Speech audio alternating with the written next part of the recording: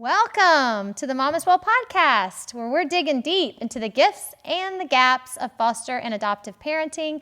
I'm Tara Hutton, and I'm glad you're here.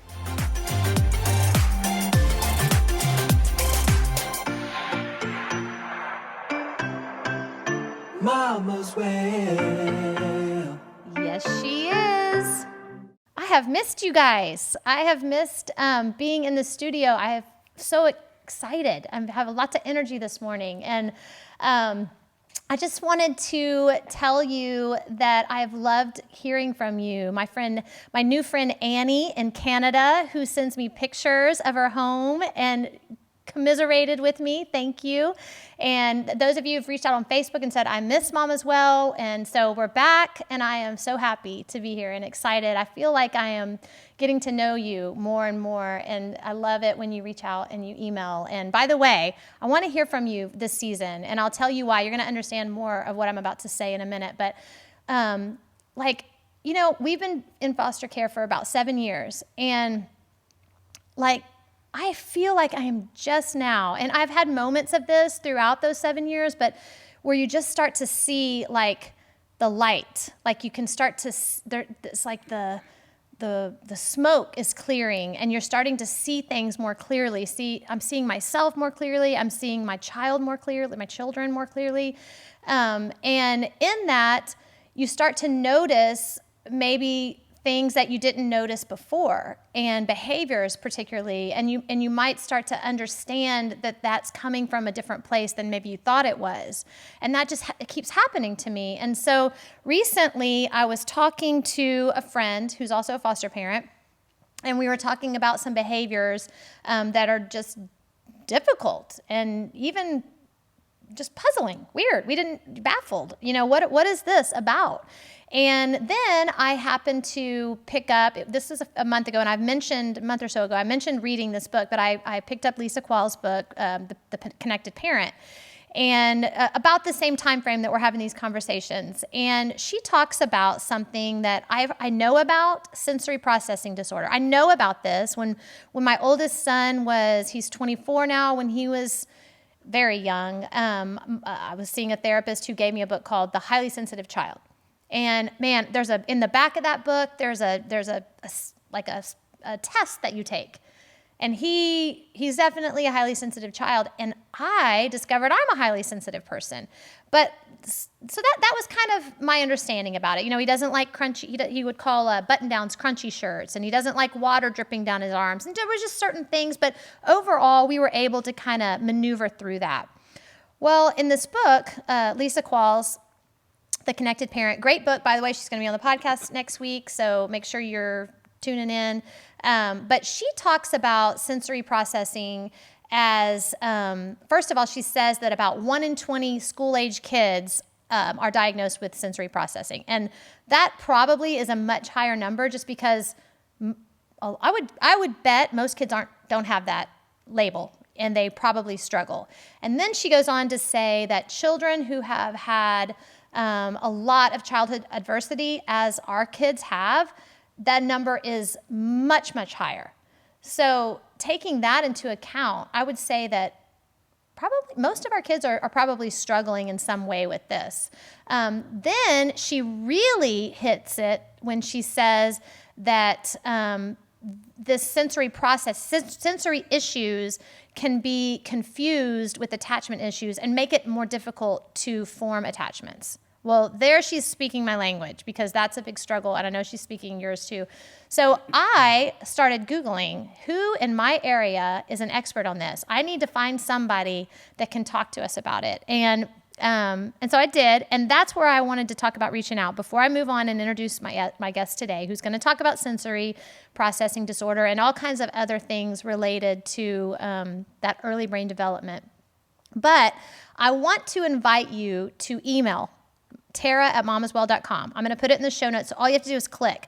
I want to hear from you, and I want to hear what you're struggling with, because I am I can channel Aaron Brockovich in a big way, and I can dig and I can find, and I will find somebody to help us. So let me know what you're struggling with, and I'll do the digging and I'll find some people. And so whatever you're struggling with, let me know. And chances are we're all swimming in the same river, and we're all struggling with similar things. So I would love to hear from you. Please do that. Down in the show notes, tara@mamaswell.com. Let me hear from you. Okay, we're moving on. Sensory. I'm so excited. This woman, I called, I searched websites. I found her website. I loved what I read, but when I called her office and told her receptionist or whoever was answering the phone, what I was looking for and told her kind of why, she said, oh, Dr. Tina will love this. And so I stopped the search right there. And anyway, this woman, I am not even going to attempt to say her last name. I'm going to let her introduce her last name. She is a beautiful woman. She has been working as a pediatric occupational therapist for over 30 years. The first part of her career, the first 15 years, she was in-home working with primarily foster and adoptive families. And then now she has her own practice, her own clinic that's in a home. It's got a home setting with, and then she really got me on this one, chickens in the backyard. She's bringing kids in, and she's doing therapy with them, speech therapy. Well, she's got speech therapist, and she's occupational therapist, and all kinds of therapy. She's going to tell us all about it. So welcome. That was a long introduction. You've sat there patiently. Welcome, Dr. Tina. And please tell us your last name because that deserves to be spoken. Thank you for having me here. You're welcome. Tara. Thank you. My name is Dr. Tina Casoglos-Adamopoulos. It's Greek. a mouthful. Greek. Definitely Yes, Greek. I love it. And Dr. Tina just works. Okay. It's so much easier for everybody. It is so, because, yeah. I don't want to embarrass myself. No. And nobody has to embarrass themselves. It's a beautiful name, and So, Greece thank you. is someplace I would love to visit at some It point. is a very sensorial experience. Yeah. So it's a great place for everybody. Yeah. Well, so Dr. Tina, you kind of heard the motive why I reached out to you. And when I have a guest, I always send this questionnaire to, what do I call you? What are some things you want to shout from the mountaintops? And I think the thing that brought tears to my eyes when I read it, and I'm going to quote her here. She said, she wants us to know that there is help and hope for your child. There are ways to improve your child's brain and nervous system. I had to let that sit in. So that it's easier to learn, to be happy, and to function in society. Supporting and empowering children ultimately leads to happier and healthier families. You spoke my language, and so thank you. Thank you for what you're doing. I'm gonna let you're the expert. I'll ask you some questions, but I would love to just you kick us off where you think, first of all, we do kind of have this understanding that that our children who've come to us they've had lots of very, very early adverse childhood experiences, lots of them, and starting in the womb. And I'm sure what you're going to talk about starts in the womb. Yes. And one thing that we all kind of have some understanding of is that the brain of children who have experienced adversity or chaos or whatever we want to call it is different than the brain of a child who has not.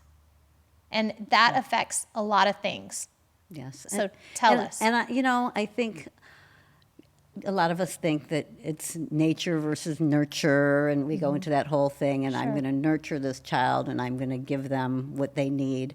And people can't forget that there really was the nature, that the way the child was brought into the world, just from the time that they're in the womb, they could experience adversity, as you said. Parents might have been doing drugs, or they might have heard yelling, or they might have had been malnourished, or things like that. Those affect a fetus. I mean, from the time they're six weeks, developing 6 weeks, they're starting to hear, to feel, to develop their brain, and in this development, all these things that are coming at them, in their little itty bitty brains. Right. I mean, 6 weeks. Some people don't even know they're pregnant at 6 weeks. Some people don't even know they're pregnant. Yeah. So, yeah. So then they're born, and what are they born into? You know, even parents who think that they're taking the baby at, day 1 or day 2, this baby still has all this baggage that they're bringing with them. So just kind of don't ever think, I don't want anyone to ever think that, it's their fault or that they could have done something Thank different. you for saying that. Thank you, because there is so much guilt as a parent, especially a parent stepping into a space that you are going to do and have the resources to help the child. And you Right. can, but we do our part, and then there's another part. That might not be the same as raising, your biological child, if you had a Right. biological child at all. Yeah. So, because everything's different, the circumstances are different. And every child is different. There's no one child, but yeah, so let's kind of start there. Okay. I think where I would like to start is just talking about the sensory system. Okay.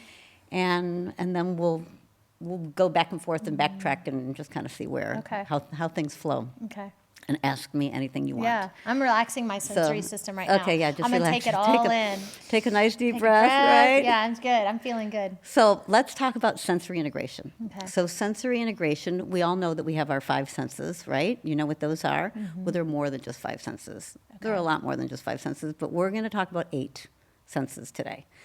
So kids and adults, we can have a hypersensitive system or a hyposensitive system, and each system is different. Like the tactile system, it can be your touch, your sense of touch, right? So your sense of touch can be either hyposensitive or hypersensitive. Okay. So you might have a child who can get a shot and not react, and you might have a child who would be hyposensitive, or a hypersensitive child who doesn't even want to be touched. And it might be that clothes bother them. It might be that the lines in their socks bother them, that certain shoes bother them, certain fabrics.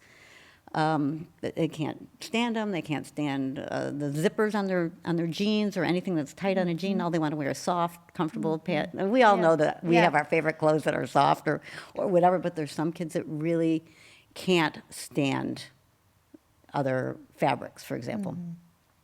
And that's a kid who was in line at school, and somebody brushed up against them, and they turned around and slugged them. And it was because that little bit of a touch, where you thought it was no big deal, that little brushing against somebody was enough to set them off. And it wasn't because they were a bad kid. It was just because they were hypersensitive. Wow. Okay, so hyper is they are extremely sensitive. I can think of that as like hyperactivity. Right. And then hypo is they not very sensitive. No. And they might fall down. They don't react. Bump themselves, bruise themselves. They don't know how they got it because they don't really even feel it. Got it. So there's 2 ends of the spectrum. Okay. And then we'll go then to the hearing. A lot of kids we see have hypersensitive hearing, or at least they did when they were young. I mean, as they grow. And those are the kids who, cover their ears when you go to the bathroom at Target and suddenly somebody flushes a toilet and they weren't expecting it. Or if anyone flies in an airplane, that toilet is really loud. Yeah. The hair dryers, the blender in your home, the vacuum, they might start crying because they don't know what it is, and that not that they don't know what it is, but it hurts their ears. So this might affect them in school. Like there's a fire drill. Suddenly that kid, they go, it's just way too much for them, way too much for them. And I have a really great story. I went to a preschool, and I was talking to some preschool teachers, and I was explaining to them about the sensory system and about the auditory system. And one of the teachers came back to me about a month later, and she said, we had a boy from the high school come and show how to play the trumpet to these little, to our little kids. And when he was playing the trumpet, one of the kids put his hand in his ears. And usually I would say, quit being rude. Why do you have your hands in your ears? And suddenly, since you've made me aware of the hypersensitivity, I thought, I went up to the little boy and I said, would you like to leave the room, honey? Would you like to go outside so you don't have to hear that? Is that too loud for your ears? And the boy was like, yes, it was. Wow. So those kind of things where we might accuse a child of Being rude. or, you know, you gotta, if you think back of why they're doing it, you know, kind of look at all the behaviors that your children have and think back of why they're doing these things. Yeah. Right. So yeah, so that's the. So is there a hypo? So auditory? hypo might be somebody who they can Oh, bang, they bang, need to bang, hear bang, loud. bang. Yeah, they like to Oh, hear the loud. yeah. Now doesn't that- bother them at all. Yeah. That might be something that's difficult to handle as a parent. That could be very Do difficult you to handle. you said you see a lot of hyper on auditory, but do you Because that's kind of the one that really bothers parents. okay. The Okay, hyper. more than being loud. More than being loud, because they Okay. can just tell them to be quiet. Okay, You know. yeah, okay. But I'll clarify that a little bit, because you might have somebody who's hypersensitive. Like, you go to the birthday party, and they can't go in. They can't walk into the room. Okay. Okay. And by the way, this is any child. This can be Yes, for a, sure. a typically developing child can have these Sensitivities. yeah.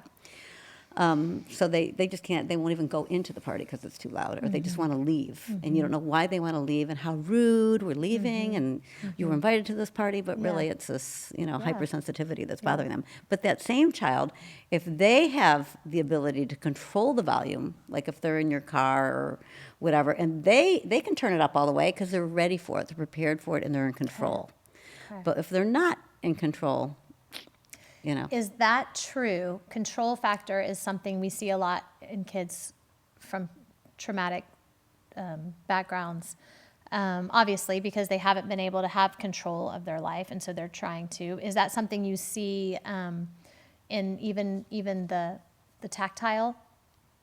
Like, or is it mostly? Mostly with the auditory. Okay. But we try to teach them how to be able to accept different tactile Yeah. things, because we'll have kids who come in and they can only wear like 2 shirts and Yeah. 1 pair of pants. Yeah. And they wear that all summer long, Yeah. all winter long. Yeah. You know, and it's like, Yeah. even if mom takes them out shopping and they come back with a whole bag full of clothes, they can't put them on. That they picked out. Yeah. Yeah. And they Can pick relate. them out. I can relate. Yeah, and you're like, I just spent $200 on clothes, Yeah. and okay, why aren't you wearing them now? It's really hard to understand, and the parents Yeah. get angry. But if you Yeah. just understand that that's a sensory issue, Yeah. and Okay. and we work on trying to get them to accept their new clothes. Yeah. I mean, like. So we this do is some not, tactile and I stuff. keep interrupting you. I'm No, very sorry, please but I do, know where please we're at. do. We're on This is- tactile and hearing. Yeah. We got 6 more to go. That's right. Okay, right? Yeah. You told me we had 7. Okay. 5 more to 8. go. There's 8? Okay, Yeah. well, we got 6 more to go. Okay. So,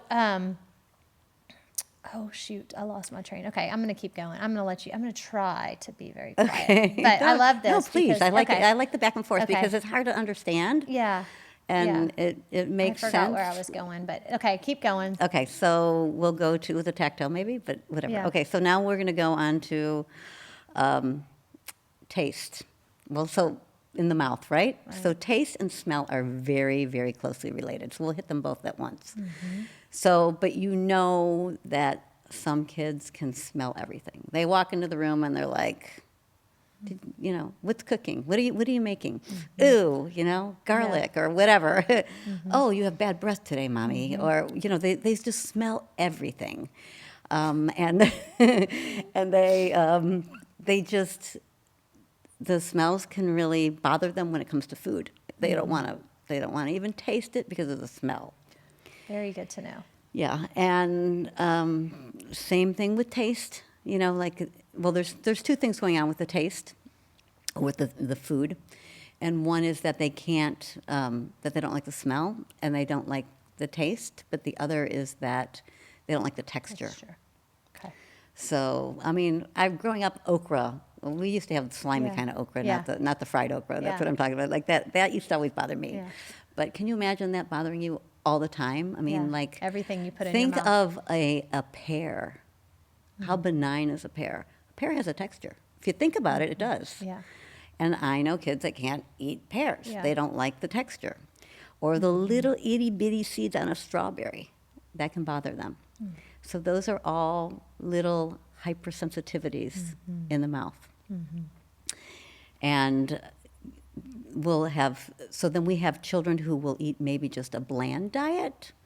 They don't want any taste, no salt, no sugar, no nothing. And then we've got kids who want maybe a lot of sugar, or they want a lot of salt, or they want it really spicy. Okay. And then we'll go for the textures. So the textures are, maybe they just want everything smooth like yogurt. But if there's a little piece of fruit in it, they won't eat it because it's texture. Or it could be they want things that are crunchy, like they want popcorn and they want, Yeah. things that they can chew, and carrots and apples and things that they can really get a crunch into. So we've got all these different kind of extremes, and they're all sensory based. And then the fifth sense that we're all familiar with is vision. Okay. So, if you go into a kindergarten classroom, they've got all this stuff up on the wall, and I have a really nice slideshow where I show a picture of China. Have you ever seen like pictures of China, like downtown China? No. Oh, well, where yeah, they've got with all all the those people. signs, Oh, okay. and all those signs are up, and they're Yeah. all different colors, and they've got all this writing that's just all kind of symbols, right? Yeah. And it's just really, really busy. So a kindergarten classroom that just has nicely, teacher thinks that she's doing a great job making it Sure. all Colorful and busy. colorful and busy. It's just a little bit too much and overstimulating for these kids. And that's where kind of more of a peaceful, calm, how we know like the certain colors are Yeah. more calming. And teachers, I think they're starting now to have like more quiet, calming spaces as opposed to all this busy, busy, busy, Yeah. busy stuff. Yeah, I taught kindergarten 23 years ago, and our rooms were very Yeah. bright and colorful and loaded with stuff. Loaded with Yeah. stuff. So it's overstimulating Yeah. visually, just too much. I mean, even when kids go to read, Yeah. sometimes just all those letters on the page and all those pictures are like Yeah. a lot for them. Yeah. A lot for them to like focus down on one little Yeah. letter that you're trying to get the sound or whatever. Right. You've Okay, got so pictures. so far my takeaway is to be aware that obviously we always talk about behaviors are communication. So that there's more to the story of a kid who chronically has these issues. I mean, all kids are going to sometimes not like something, Yeah. or not want to wear something or whatever. It's more of you're seeing this consistently, right? Yes. Okay. You got to really take a look at it. Yeah. Okay. So that's why writing things down sometimes. If Yeah, you just make a taking little a little journal, journal. Of what's going on. Yeah. You might kind of do a little detective work and figure Yeah. it out yourself. So, so then the next two are similar, but they're different, and it's the vestibular sense, Okay. and that is located inside the inner ear. And it kind of, we have little things inside of our ear that it's also called the sense of balance. Okay.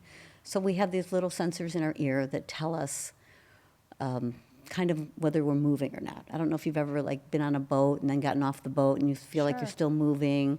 Well, those sensors are still activated. Or if you've been on an airplane, you get out, things are still moving for a little bit because that sensory system is moving. And some people are hypersensitive to it, and some people are hyposensitive to it. Okay. So you've got a kid who wants to spin and spin and spin and spin and spin and spin and spin. My Doesn't daughter. bother him at all. Yeah. And she's got a hypoactive Okay. system, and some kids that spin around 2 times and are dizzy. Or they are in a car and they get car sick. Okay. And we'll talk about that in a minute. Okay. So you've got the hypo and the hyper, and then we've got the proprioceptive system. And the proprioceptive system is knowing where your body's located in space. So we have these little proprioceptors in our nerves and muscles and kind of in our bone tendons, wherever. So we know where we're located in space, right? So if I closed your eyes right now and I raised your arm up, I raised your arm Yeah. up, and then you wouldn't be able to raise your other arm up in the same position if I asked you to, because you know where your arm is located in space. I would be able to. You would be. Yeah. But a lot of people can't. Kids can't. Okay. So those are the kids. They don't know where their body is located in space. That's like the That is phrase, so right? interesting. So Yeah. when do you see this? You're don't you're know. I going wanna to know. you're going to a baseball game. Okay. Your little league game, Yeah. and you see the kid who just swings the bat way before the ball gets there or way after. Okay.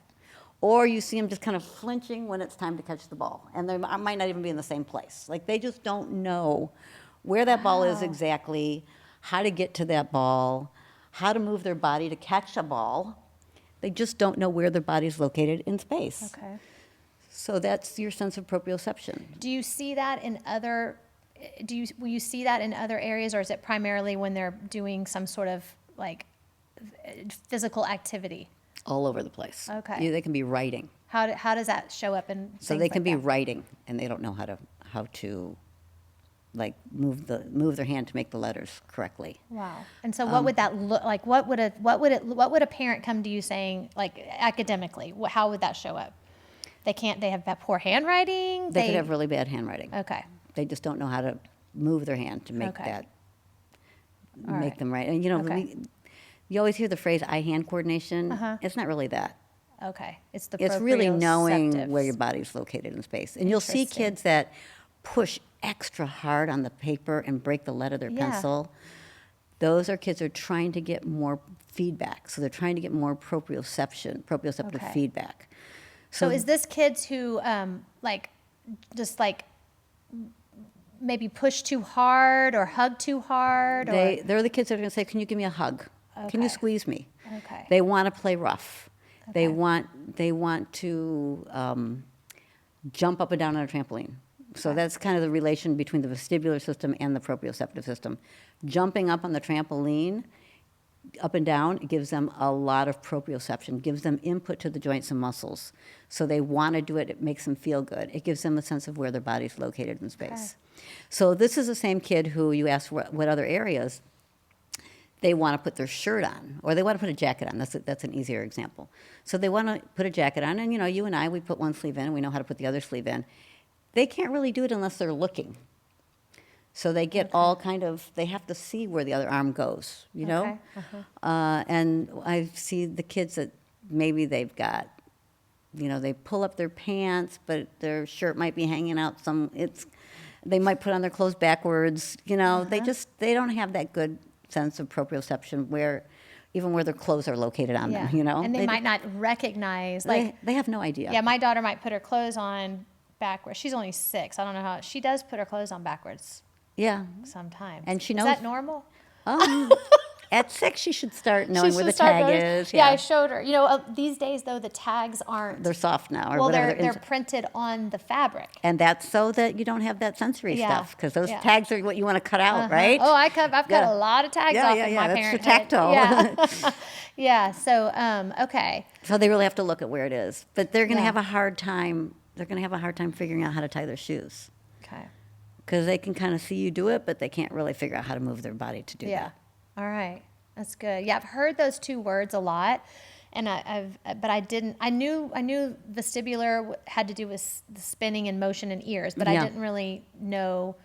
Okay, so what do you do with? So this? let's do Yeah. that. We'll go to the next sense Okay. so that Oh, we can there's get all another over. one. Okay, Yeah, gotcha. the 8th Okay, sense all right. now, and this is one that we were just talking about a little bit more lately. Okay. It wasn't really, it was kind of uncovered, but we knew that it was there. It's called Enteroception, and that's the ability to feel internally, like your body, what's going on with the body.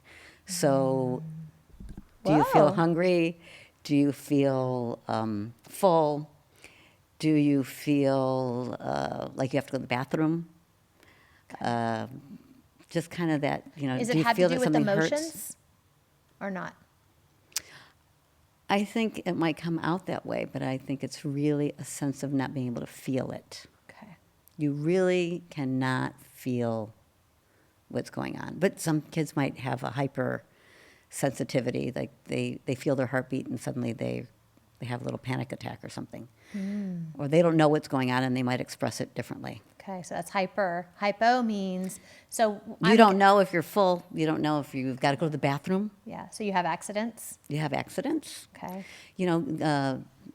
The enuresis, nocturnal enuresis, which is like going to the bathroom in the middle of the Yeah. night, that happens when the kids, they aren't in touch with what's going on inside their body. Yeah. So they don't really feel that they have to go to the bathroom. And we always say, oh, they were heavy sleepers. Well, it's heavy sleeping, but it's also you're not feeling your body. Yeah. You're not like not just not paying attention, but you really don't feel it. Wow. So, Okay. and it's something you can learn. Got it. We can I teach hope. them. Yeah, I hope. Yeah. I think you can learn all these things, Yeah, you right? can. You That's can why learn you're here. everything. That's what you said. Yes. You said you're going to give us hope. Yes. Oh, everything. Well, first of all, putting a label on things. Yes. Yes. It makes things so much So easier empowering. Yeah. for the children, Yeah. for the parents. Yes, it's empowering. It's empowering to know that there's a reason I'm doing this.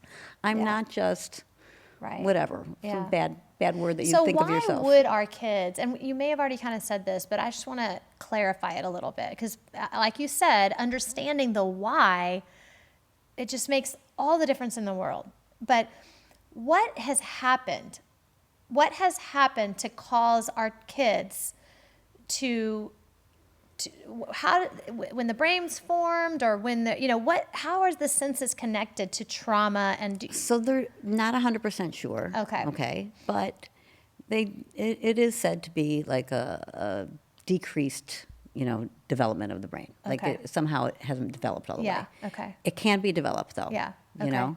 And I know Dr. Perry talks a lot about, the brain stem is the first part that's the first, the reptilian brain, right? The part that's developed first. And so I'm guessing that in that development, if there's a lot of chaos or if there's any kind of trauma, I mean, it could be physical trauma, or if mom could be, I know my mom when I was little, my mom was in a lot of chaos because my dad was an alcoholic. He was having affairs. There was just, I can imagine my mom sending loads of stress hormones Oh, yes. to me. Yes, yes. And so if I'm in that critical stage of development, that could potentially cause some sensory issues. Yes. Because you said at 6 weeks old, our children begin to hear. Right. So that leads me to believe that that's one of the very I don't know if they first really believe to hear. Around that learn to time? hear, but they're beginning to feel. beginning to feel. So I Okay. might have- I so might our have misspoken senses, there, I but know it's yeah. early that we But can they are begin to sensing, hear. yeah. Hear. Yes.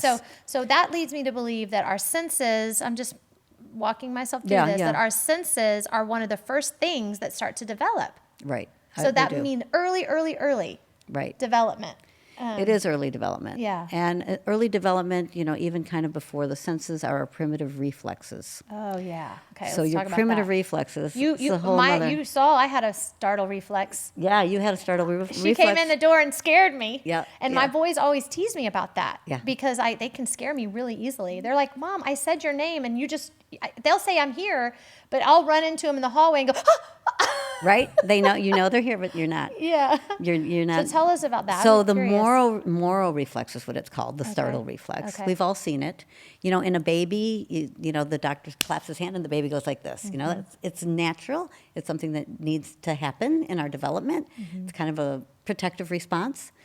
But as we get older, and like in months, okay, Yeah. like by the time you're a year and a half, these all your really primitive reflexes should have integrated. Okay.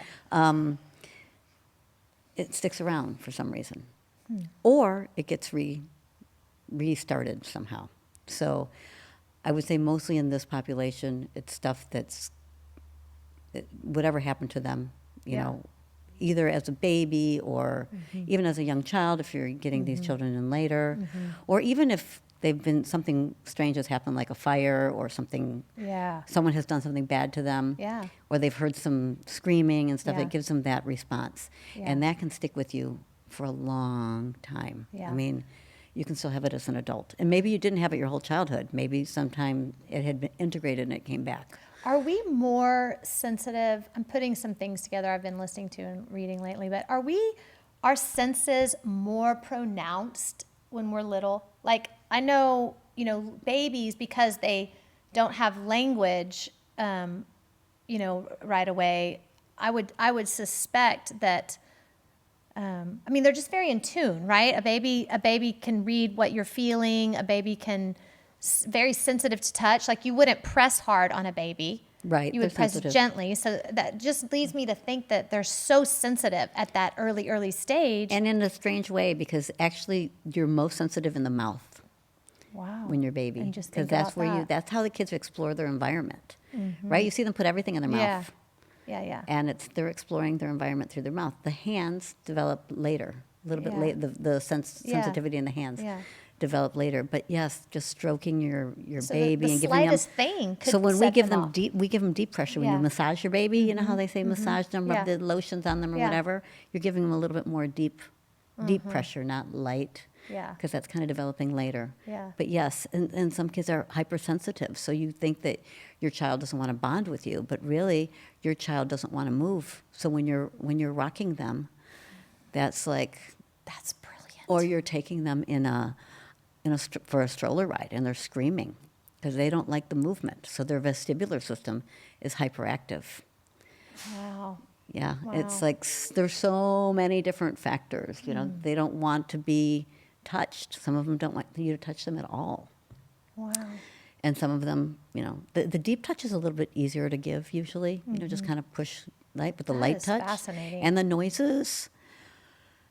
And I'm not even going to talk about the kids that were in the NICU because they had all those noises going on, beep, beep, beep, beep, beep, Yeah. all the time, you know, Yeah. and they can't stop So those. do you see a lot of kids that have had early, okay, that's a form of, trauma, Yes, being hospitalized? Yes, that is trauma. And Yeah. that's also, that can affect their auditory processing, their ability to process auditory information later. Mm-hmm. So I'll get a 7 or 8-year-old who's actually having trouble reading. And the reading is because they can't, it might be that they couldn't hear. So they're dyslexic, but it's also, they're actually not processing auditory information correctly. It's all this, it's all tied in, right? Yeah, Everything yeah. is tied Very in. fascinating. Okay. So, yeah, auditory processing, you know, Yeah. you've got the auditory, you've got the sounds, you've got the sight, you've got the smell, you've got everything going. Yeah. So, Okay, so what do you do? What would it look like? So do kids present with multiple? yes, usually there's Yeah. more than one system. Okay, more than one system. Yes, but it doesn't necessarily have to be. Like somebody might come in or the mom might think that they only have a tactile issue, that they can't stand to wear clothes. Mm-hmm. Okay. But once they come in, we realize that, hey, this is a really clumsy child, you know, but they're in gymnastics. Yes, but when they do we always test them with jumping jacks. Uh-huh. When they do a jumping jacks, their hands are all over the place. They can't keep more than 2 jumping jacks straight, and then they just start, they don't really know where their body is. Yeah. Oh, and you were asking, I'm going to backtrack a Yeah, little bit, but please. sometimes they bang closet doors shut. Uh-huh. They close things harder because of that proprioceptive sense. They don't have the sense. They tend to like walk down the stairs harder, deeper, Yeah, or whatever. yeah. So, yeah, so you've got kids that they're in all the activities they're supposed to be in, and maybe they've just really learned how to do certain things. Because if you learn, you can Yeah. you can be proficient in some things, but still have these gaps or these holes. Okay. They don't really know where their body is located in space. So they bring them in for one thing, and we're like, by the way, Yeah. and they're You're like, noticing oh, this other I didn't bring stuff. them in for that. Oh, Yeah. okay, you know, yeah. Yeah. So So so for example, kids that have, just looking at the statistics of children that have come into our homes through foster care or Right. adoption, maybe they've been international adoption, they've been in, spent time in an orphanage or whatever. All Yeah. of these, they are highly, highly, highly susceptible to sensory yes, issues. And the is the reflex thing separate or all? I mean, I know everything's connected, but you mentioned the reflex. You started talking about that. the reflexes are things that we're born with. We could do a whole Okay. we could do a whole But day some on that. people don't. Some kids aren't. Okay.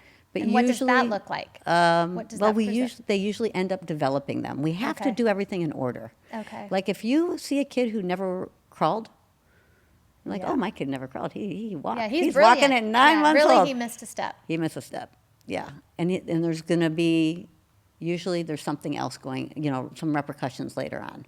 Okay. That they didn't. Like when you crawl, you open up sorry, your. you're having- I keep banging. Yeah. You open up your hands all the way. Okay. So when you open up your hands all the way, the intrinsic hand muscles or the muscles inside your hand get stimulated. So you get better fine motor coordination. You get better. You can write better because you've gotten that stimulation in your hands. Wow. So I'll just give you that little bit. But Yeah. all these things have to happen developmentally. So one of the most common reflexes that we see with kids, and I get a lot of kids that are ADD. They might just come in because they're ADD, but really they've got all this sensory stuff going on. And it presents as ADD. And we're quick to that's- diagnose that. Yeah, we can diagnose. Everybody's Yeah. everybody's got ADD. Everybody's got okay. ADHD Yeah. these days. Yeah. You know, it's Not like saying that it doesn't exist, but Yeah. there's a lot of factors. everybody knows about it, and the Yeah. teachers are like, put them on medication because Yeah, they have 'cause ADHD. they just need them to be Yes, still and they want them quiet. to be still in Yeah. class, but if you put a label on it, it makes things so much easier. and the kid maybe needs movement. Yeah. Like we were talking about the vestibular or the proprioceptive sense. Maybe they just need to move. It makes things easier. You just brought a really good point up. It is good to know what you're dealing with, but sometimes we label things too quickly because we want it. We want this has this. Yeah. This can fix this, instead of maybe going back. I like what you're saying. I mean, this is a scaffolding that the bottom layer is piecemealed together somehow, and we need a stable. Yes. So you're kind of, in your work, you're going back, right? And we're evaluating Yeah. all the primitive reflexes. We're evaluating the sensory system, and then we're evaluating functionally what's going on. Because all these things, interfere with their function later on. Yeah. And that could be, function could be just going to a restaurant with your family. If they're sensitive to sounds and you're going at 6 p.m. when it's like crazy in that restaurant and they've got music going on in the background, that could be overstimulating for a child. Yeah. So instead of turning it on the child like it's the child's fault, you can start seeing like, oh, you know what? It's actually not his fault. All those smells, all those sounds, those lights, it's just a little bit too much for them. Mm-hmm. And so sometimes these kids are in like a cafeteria in school when they're going to school, and it's the behavior starts to bust out and in those then times. they want to sit like way away from everybody else, and people think they're stuck up maybe, or but they just don't want to smell anyone else's lunch. They don't want to have anyone brush up against them, have to hear them. If you go into a cafeteria in school, Oh, it's it's loud. so loud. Yeah. It's the gym, right? Yeah. It's usually the gym, and that's Yeah. so loud. So you've got how all can that we going help on. our kids? We gotta. There's. I mean, I. So you know what? I'm going to go back to Yeah. what we started Yeah. talking about the That's primitive good. reflexes, Yeah. and that is the how the reflexes work. And one of the early reflexes that we have is the asymmetric tonic neck reflex. They call it the ATNR. Okay. So that is when you turn your head, you go to reach for something at the same time. So you've got, if you look at baby pictures, a lot of kids have their one arm out and their head this way, even when they're sleeping, Okay. They turn the other way, the other arm goes out. So it's like this primitive reflex that's doing it, and that's so they can grab things. Okay. So if that's retained, you're riding your bicycle and you turn your head and you go off the path. And we see a lot of kids that have that retained reflex. So they don't like to ride a bike, or they can't ride a bike, but really it's that reflex is always in their way, so they're afraid to ride a bike. So Very interesting. yeah, it's there's so much. There's so much. I don't even know where. Yeah. where to Well, start. I mean, I guess what I hope to do today is to bring some awareness to strange behaviors, right? Yeah. Strange behaviors that seem to be repetitive, that seem to be confusing, and then also when we talk about this, it triggers your mind. Like when I read in Lisa Quall's book that sensory issues could be connected to, it could look like an attachment issue. But really, I mean, for example, you just said holding and rocking a baby with a vestibular problem is going to be upsetting. Yes. And to me, well, why won't she let me hold her and rock her? Right. What's wrong with me? You know Right. what I mean? That's the immediate space you go to, Exactly. or at least me. So now, to me, that gives me some okay, there's something else here. And you also brought a beautiful point that I cannot stress enough for myself and then for everybody else is parenting is hard work. And when you're parenting kids with very confusing behaviors, we got to be easy on ourselves. And right. Yeah. And that's kind of what you Yeah. said. Yeah. You said it's not all your fault. It's not your fault at all. Yeah. And it's not the kid's fault at all. You Yeah. know, and then if a they kid doesn't can't want to be help it. touched, again, that's Don't why won't touch she me. hug me? Yes. don't touch me. Yeah. That can be perceived as mean Or defiant. and defiant. Yeah. Right? When really what it's saying is I feel like my skin is, I mean, Yeah. sometimes hormones around my house, I'm moving into a new stage of life. And sometimes my husband will say, do you not want to be touched? Because I feel like my skin is crawling. Yeah. Oh, don't touch me. And I just wonder, that may be similar feeling to these kids. And some kids are really ticklish. That's the hypersensitivity. Okay, You they're know, very ticklish. What if they very don't want to ticklish. be tickled at all? I mean, that's, yeah. Another end of the that's, spectrum. well, no, that's a hypersensitivity. Okay. That's a hypersensitivity. Okay, I see what you're saying. Because When it you're hurts. saying It can they're hurt very them. ticklish, that means they don't like it. Okay. Well, no, some kids Okay. like it. They like to Okay. be ticklish, but they're extremely ticklish. Got it. Like all you have to do is touch them and Yeah. they get ticklish. Some kids like Okay. it. Some kids don't. They want to have Okay. more control over their Okay. body. They Got don't. it. They don't like. All right. So the first like that step, if feeling. we're starting, I mean, it can't hurt to be evaluated for this. Yeah, definitely. An occupational therapist is an expert Mm-hmm. at sensory integration. Okay. That's what we're calling it, sensory integration. Okay. Might be a great place to start. Yes. Yeah. And you really have to find one that knows sensory integration. So you got to find a pediatric Okay. therapist, and you really have to find one that is a sensory integration specialist. Yeah, and it would be great to have one that's worked with trauma and can understand that. Yeah. Hopefully, that's a basic understanding of how early childhood I think development most. affects. I think most therapists are aware Yeah. of the trauma Yeah, that's and good. how that affects. Yeah. So, okay, what kind of things? And there's hope for these things. At what? Yeah, let's talk about what therapy looks like. Yeah, I would love that. Okay, Yeah. so if they're very sensitive to touch, we have certain brushes that we brush and there's those surgical scrub brushes, that you had, that they gave you for baby's hair Yeah. when you came home, when they came home from the hospital. They're very soft, and you use those to brush their skin with. And there's a technique that you use to do it, and you can't hold the brush this way; it's got to be this way. Yeah. There's little tricks to it, but Yeah. sometimes just doing that brushing and then having the kids brush themselves will help. And then we move on to different types of brushes. But the kids become aware of the fact that, hey, I'm going to brush myself. This is going to help me. I'm going to be able to accept more clothes and Yeah. more touch. That's good. So that's one thing that we'll do.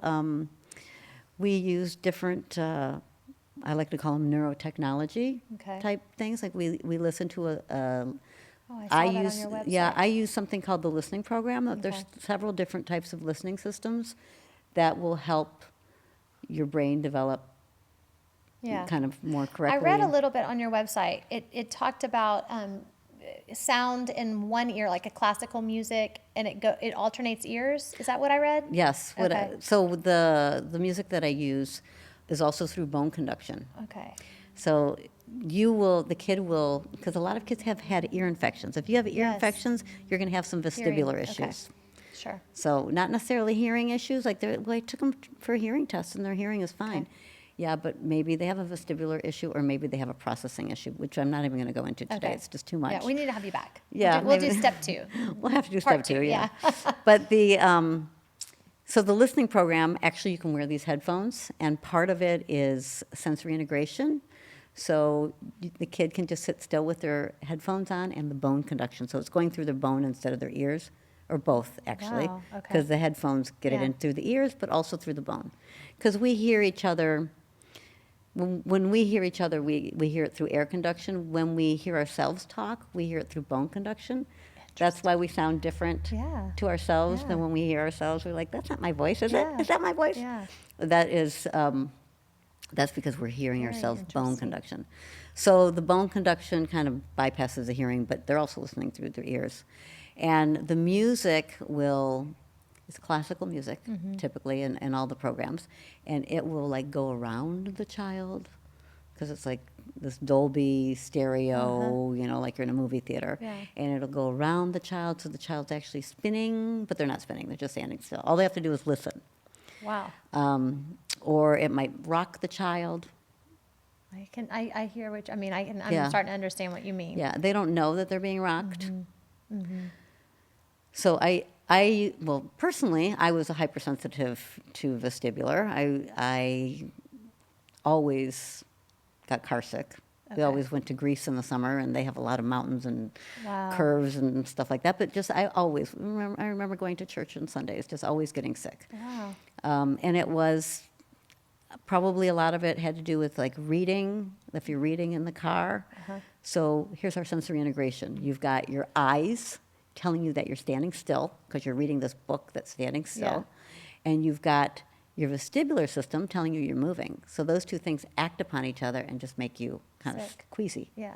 Yeah, so you see a lot of kids are coming in now that they get car sick. It's because they're on their Screen. screens of any type. Yeah. So Why does it help you if you put a blanket over your head and you're trying? I've tried to read in the car before, and I've put a blanket over my head, and it seems. Does it help? It seems to. I wondered if it's because it's taking out the peripheral visual. vision. Yeah. taking out that visual part. Yeah.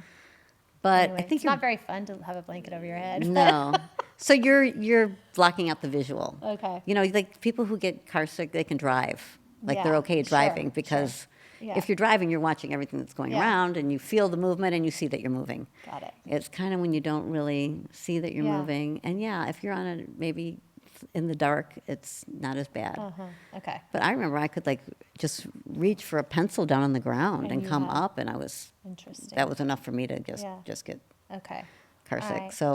So yeah, and actually you can act on the on the proprioceptive system and make that feeling go away. But Okay. we're not going to go there. Yeah, that's good. Okay. How does this, let me ask you this. You talk about learning, kids who are struggling with learning at home. I've definitely seen that with my older daughter. We're kind of plowing through I'm noticing it more. She's moved into third grade, and it's like, the reading has compounded because now we're reading in math, we're reading in science, Yeah. we're reading in social studies, and so it's more.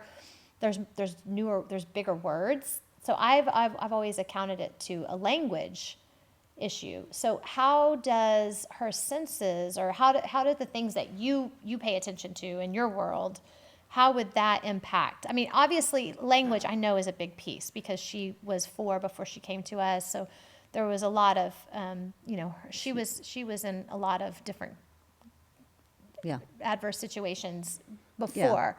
Or she might not have developed her language. Yeah, and the language part of honestly, brain. I've had such a hard time. We do home days too, that I know there's, especially early on, I've not known how to help her, and I've not been able to help her in the way that she needs help.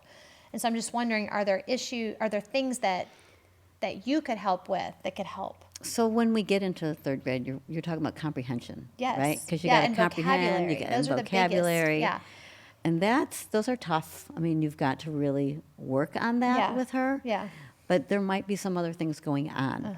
Okay. It could be visually that she's not Tracking. tracking because, you have to be able to move your eyes without moving your head.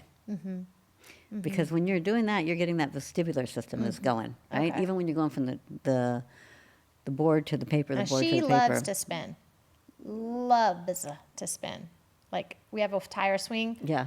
And they just cackle screaming. Now that the weather's cool now, they've been out there a lot. Oh, just yeah, I bet. spinning. So what would that means that she has She has a hyperactive vestibular system. Okay, yeah. Hyperactive, yeah. And Hypoactive, and is sorry. it It's good hypoactive. to spin? And jump. We have a trampoline. It's good to do it, Yeah. but she shouldn't be able to do it that long. Okay. Not for you to limit her, Yeah.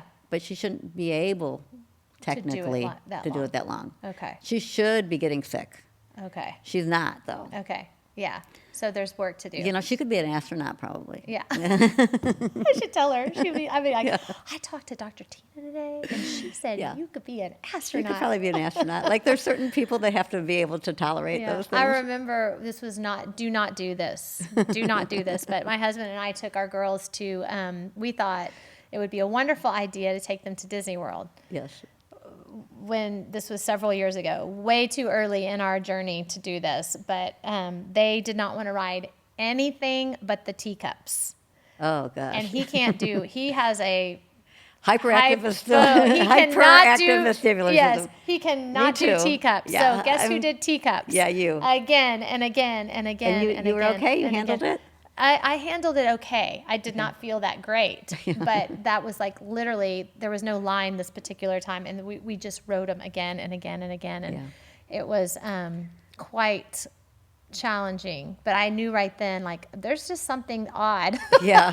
They didn't want to ride anything else. You're We spent not- a whole lot of money on the teacups. You're let's just say. not supposed to be able to be on Yeah. the teacups all day long. Yeah. Okay? You're not supposed to be able to tolerate it. But, some but kids she do. did. Yeah. So, okay. So, So it could be a lot of things. Yeah. Could be a lot of things. I mean, yeah. So yes, so the whole reading and Yeah. comprehension, it could be a lot of different factors. Yeah. Okay. You know, she knows all the letters, she knows all the sounds. I mean, we Yeah. can sit here and Yeah, yeah, analyze her, yeah, but yeah. you know, like, you know, why is she suddenly having difficulties? Yeah. It feels to me a vocabulary, language, you know, like part Yeah. of that scaffolding. Yeah. You know, all of a sudden we're having to, but you know, it's so deep and intricate. You know, It really is, and I could do a whole Dig thing on down, that yeah. too. Those are more.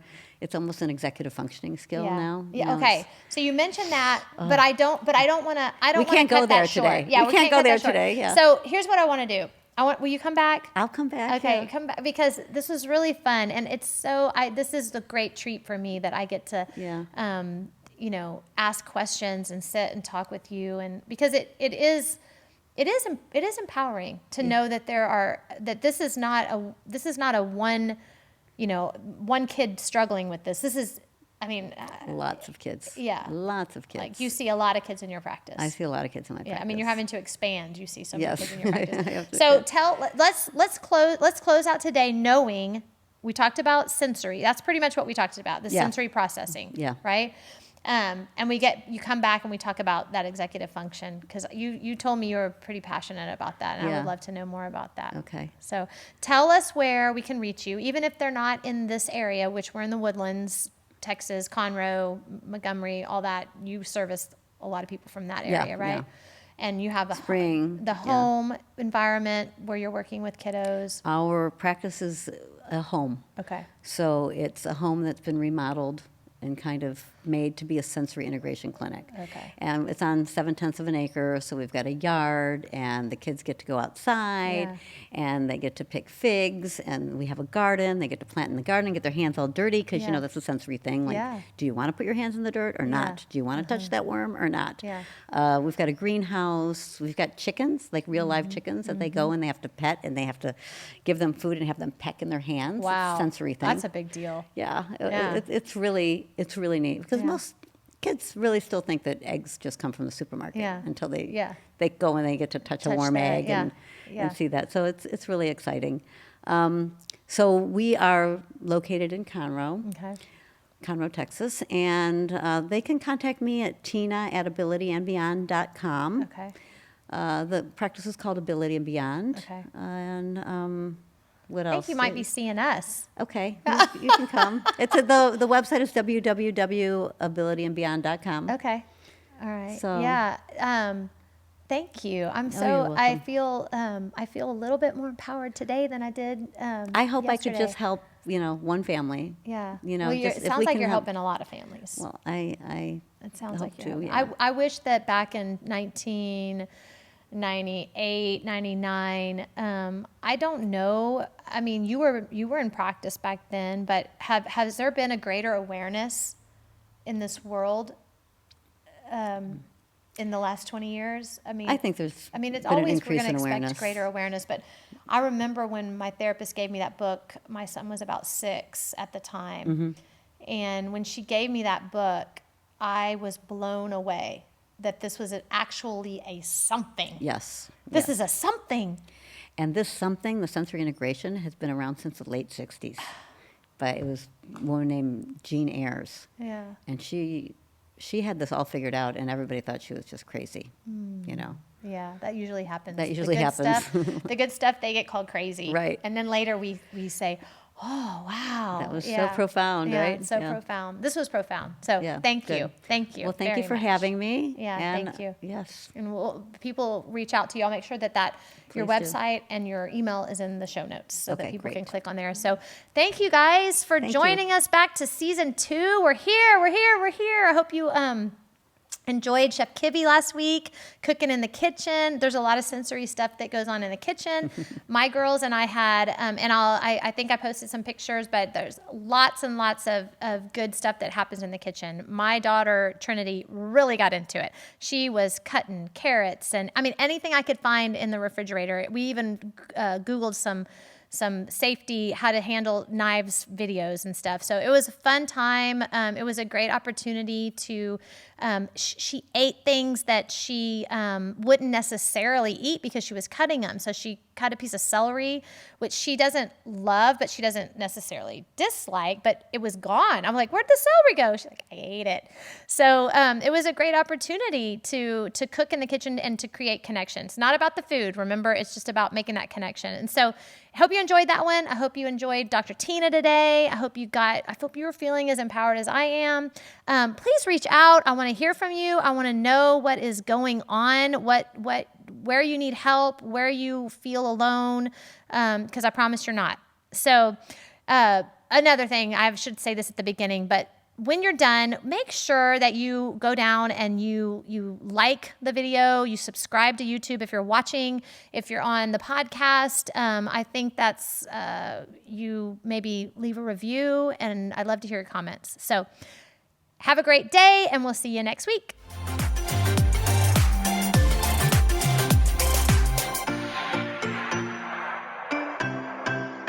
Mama's way.